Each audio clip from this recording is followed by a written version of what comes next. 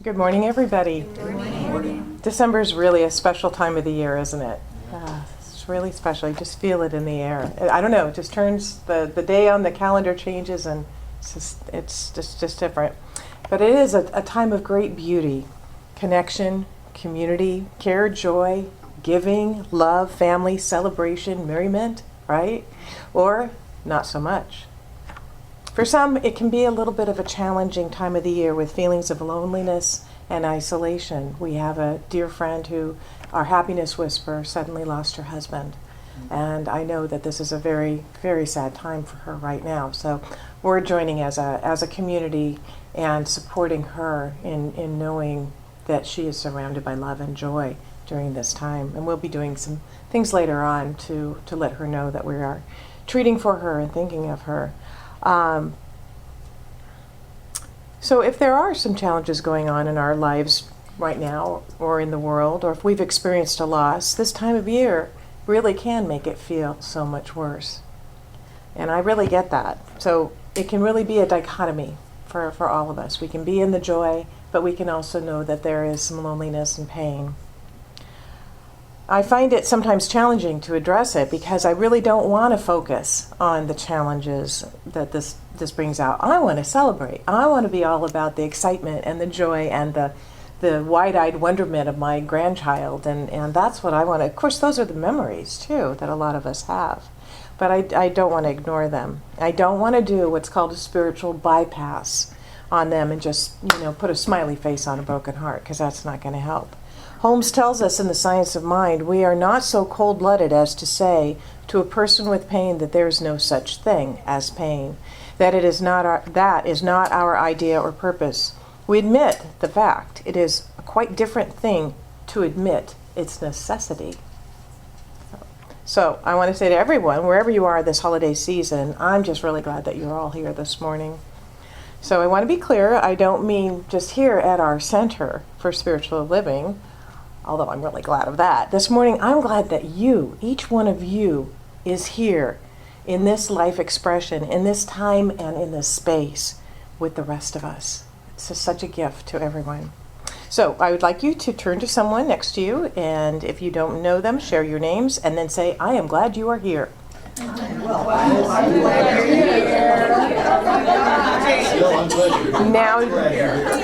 say, do that to a second person. Well, you're doing it, great. Do it to a third person. Okay, now I want you to turn to someone and say, who you are makes a difference. Who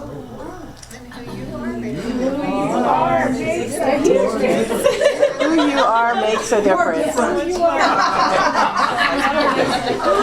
And that's what makes you who you are. I know. But that was a nice little connection, wasn't it? It was kind of fun just to connect like that. And that's what the spirit of this season is really all about. When we're out there hustling and bustling, if we, stop. I can't tell you how many times I've seen someone just in a hurried moment and I've said, oh my gosh, that's the most beautiful scarf I have ever seen. And all of the stress just seems to melt away, or they just their minds are taken off of everything that they have to do. I notice that you are human and that we're here in this together. It's a good thing. It's what this season is about. It's about the connection, the community, and the care. Connection, community, and care with one another, and connection and community and care with ourselves. Because we have to first take care of ourselves, right, before we can give to others. And I believe that if we use this season to be a reminder to more fully embrace the consciousness of the Christ, then we can capture the spirit of the season and be brought into that place of connection, community, and care, which brings renewal and hope and joy wherever our hearts may be this season. And what exactly is the consciousness of Christ? We're going to explore that in depth in the next few weeks. But for this morning, let's make sure that we're all on the same page about the phrase. Ernest Holmes says this in The Science of Mind. He says, he located God and the kingdom of heaven within himself. And who is Holmes talking about when he says he? Of course, the man whom we describe as our master teacher, the man who became the Christ, the anointed one, Jesus the Christ. So back to the quote. He located God and the kingdom of heaven within himself. He plunged beneath the material surface of creation and found its spiritual cause. This cause he called God or the Father. It is now nearly 2,000 years since this wonderful man labored in the vineyard of human endeavor, pointing a way to eternal reality. Centuries have passed, nations have risen, only to decline and fall. Science has solved many problems, invention has harnessed subtle forces, and our land is filled with institutions of learning. But the world is looking for another great teacher, one who will again show it the way. It seems as though we cannot truly be satisfied until we have made a great discovery for ourselves. But to how few has come the real truth, the realization that God is indwelling in the soul and the spirit of each of us. And the realization that God is the indwelling in the soul and the spirit of each of us is the consciousness of the Christ. And our time this month is all about awakening ourselves to that consciousness that is in all of us. Because as we recognize it in ourselves, we more readily and easily recognize it in everyone we meet. Today we're going to focus on capturing the spirit of you. And I love this story that U.S. Congressman Samuel Tribble told about how he and his wife taught their young daughter that she was her own person, that who she was important. Now, this occurred in the early 1900s, so I'm not really remembering that time, maybe, I don't know. Anyway, which was very, interesting. In the early 1900s, it was the same time that our wonderful New Thought teachings were really being brought forth into the world, right? Was that a coincidence? I don't think so, but back to the story. Wherever Congressman Tribble's daughter went, the little girl was constantly associated with her father. Do you ever have that happen to you? Oh, you must be Congressman Tribble's daughter, a well-intentioned adult would say. One day, the girl came crying to her parents, saying that she wanted to be herself, not simply known as Congressman Tribble's little girl. Her father loved her and told her not to worry about it. She should just be herself. But her mother gave her a tangible suggestion. She said, the next time that happens, just stand right up and say, "No, I'm Constance Tribble." So the opportunity arose just a few days later. A group of people met her, and when they heard her name, they said, "Why, Congressman Tribble must be your father." Constance looked right back at them and said, "Oh, no, that's not what my mother says."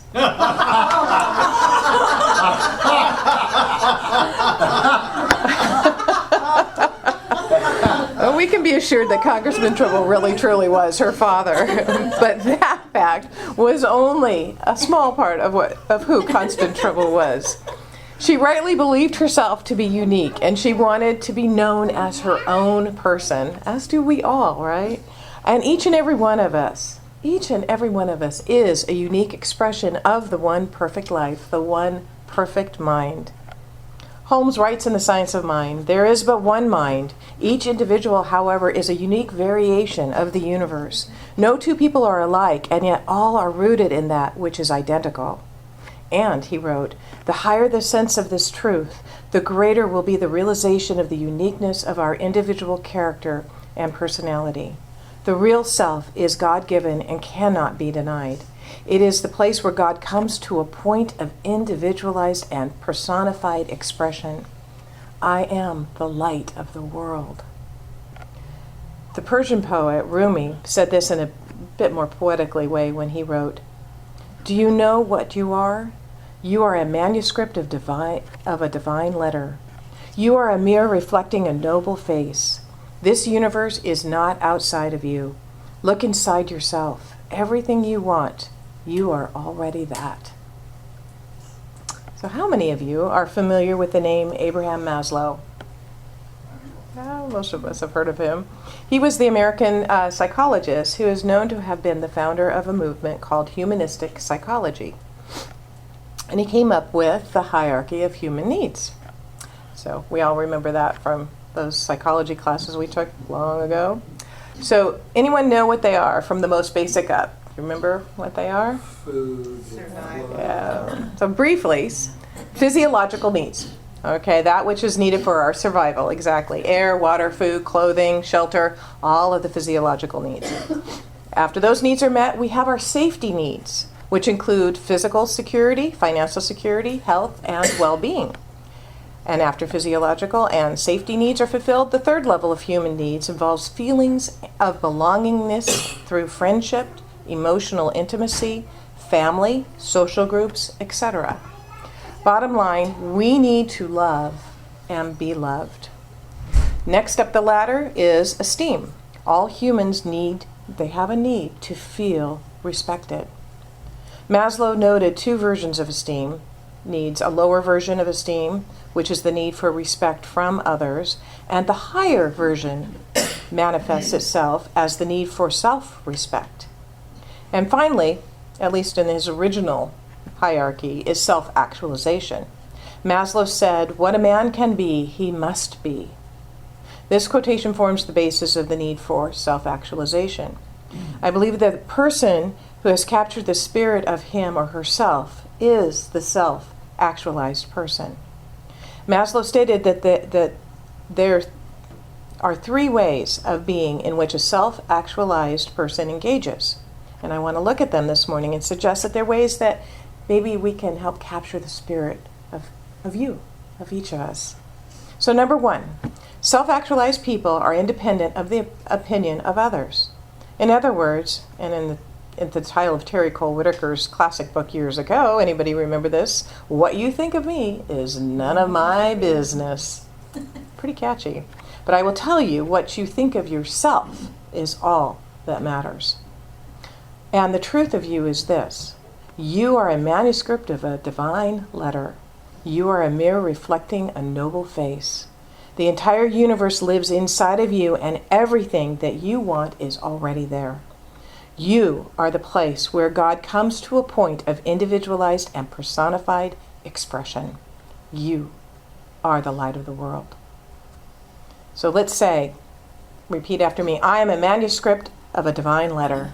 I am a manuscript of a divine letter. I am a mirror reflecting a noble face. I am a mirror reflecting a noble face. The entire universe lives inside of me. The entire universe lives inside of me. And everything I want And everything I want is already there. is already there. I am the place I am the place where God comes to a point where God comes to a point of individualized and personified expression. individualized and personified expression. I am the light of the world. I am the light of the world. All right, so number two. Self-actualized people are detached from the outcome. This is so important, while staying focused on what they desire to experience. Because we don't have to know how it's going to come about. Spirit's working all the time, so we just know it is happening. And that's Maslow, but boy, it's right out of Science of Mind, isn't it? Religious science. Most of us are very attached to our results, though, aren't we? We're very attached to the outcome. We know what we want, and we want it in our time. But our time is not always God's time. Do you know where attachment comes from? It's based on the fear of not getting what we want and not trusting the law, the field of pure potentiality, not trusting the true self. To self-actualize, to capture the spirit of you, to move into the Christ consciousness, we must first release the fear that keeps us attached. So say with me, I release the fear. I release the fear And detach from the outcome. and detach from the outcome Because I know it's all God. because I know it's all God And it's all good. and it's all good. Right, there we go with not Mary Baker Eddy, the other one, the one that Emma Curtis Hopkins, this too is good, this too is God, this too is for me, and I demand to see the blessing in it. If you get a little frustrated with things not appearing the way that you want in your time, right? Number three, self-actualized people have no investment in power or in the control of other people. Oh my goodness, that's a huge one, especially around the holidays. This is how I want my dinner to go. I want everyone to sit here, and I want everyone to say this and not say that. Yeah, I get that. Or lunch. Ooh, yeah, exactly. Let's not go there. Marianne Williamson once wrote that our deepest fear is that we are powerful beyond measure. That is such a beautiful poem. If you haven't read it recently, I'm not going to read it right now. I don't have time, but it is such a great, great poem. So we are powerful beyond measure. But it's not a power to control other people and make them do what we want, but rather the power inherent in every human being. Because of our oneness with God, our true power is God power.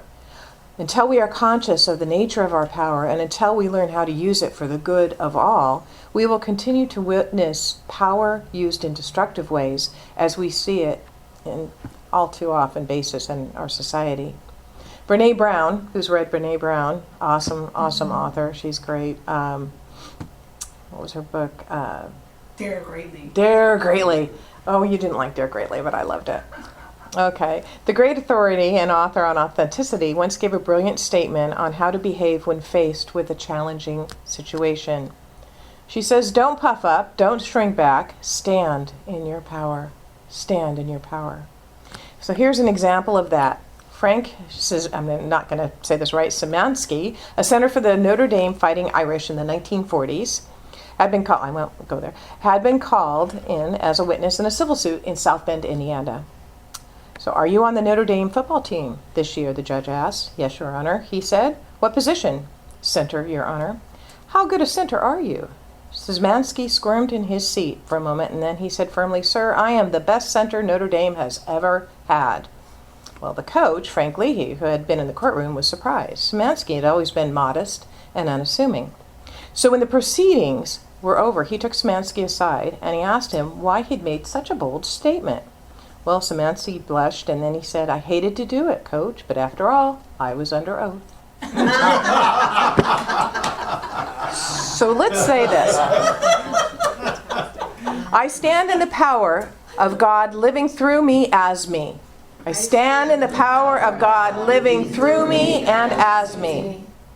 Okay, so I believe that to be self-actualized is to capture the spirit of you. And to do that, first, be independent of the opinion of others. Say with me, I am a manuscript of a divine letter. I am a manuscript of a divine letter. I am a mirror reflecting a noble face. I am a mirror reflecting a noble face. The entire universe lives inside of me. The entire universe lives inside of me. And everything I want Everything I want is already here. is already here. I am the place I am the place where God comes to a point where God comes to a point of individualized and personified expression. of individualized and personified expression. I am the light of the world. I am the light of the world. Second, be detached from the outcome. Say with me, I release the fear I release the fear and detach from the outcome and detach from the outcome because I know it's all God. because I know it's all God. So it's all good. So it's all good. And finally, have no investment in the power or in the control of other people. Say after me, I stand in the power of God living through me and as me. I stand in the power of God living through me and as me. And here's an interesting final note. In his later years, Maslow explored a further dimension of needs while saying his own vision on self-actualization was too narrow. He called the further dimension self-transcendence and said that the self finds its true actualization in giving itself to some higher goal outside itself, in altruism and spirituality. And it is in altruism and spirituality that we truly capture the spirit of who we are, an expression of the divine givingness of life to its creation. So one more time, say with me, I am the light of the world. I am the light of the world. And so it is. And so it is.